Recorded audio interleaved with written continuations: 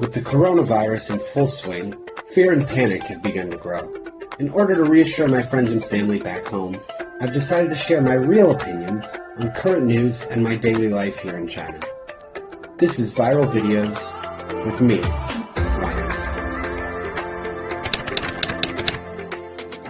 Ryan. Growing up in Florida, I've lived through my fair share of hurricanes.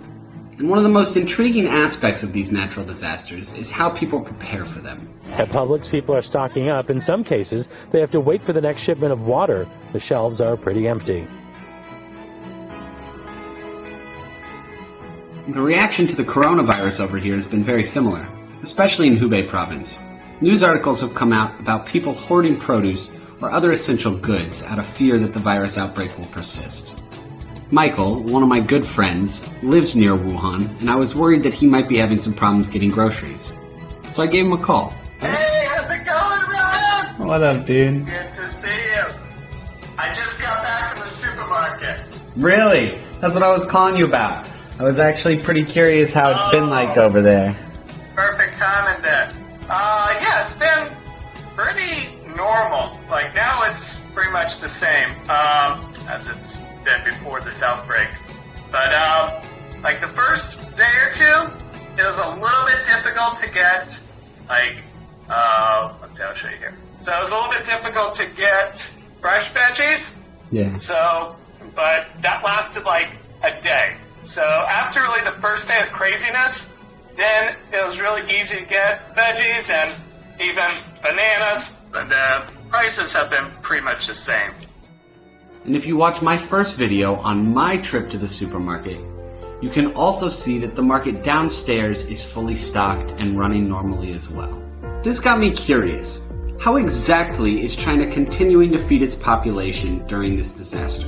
For those of you who never paid attention in world history classes, China was considered an agricultural society for a very large part of its past. But over the last several decades, the country has become synonymous with production. We don't really hear much anymore about China's agriculture sector. However, as the outbreak progresses, news about agriculture, especially vegetables, is updated daily. I've also seen a lot of stories recently about different types of produce being donated to Wuhan from all over the country. So I did some digging, and what I found was really surprising. China leads the world in vegetable production, growing around 500 million metric tons a year. Yet for all that cultivating, they're only fourth in exports. This means that China keeps a large percentage of all the veggies they grow. But why? The answer is simple. Self-sufficiency. Over the past 40 years, China has put huge emphasis on being able to always feed its population. And one of the biggest ways they've done this is by something called the Vegetable Basket Project. The country has split its vegetable production up into 6 regions, or baskets, according to climate and landscape. Each of these regions focuses on growing a different vegetable. Since the outbreak, these regions have continually donated veggies to Hubei in order to ensure that the daily needs of its people are met.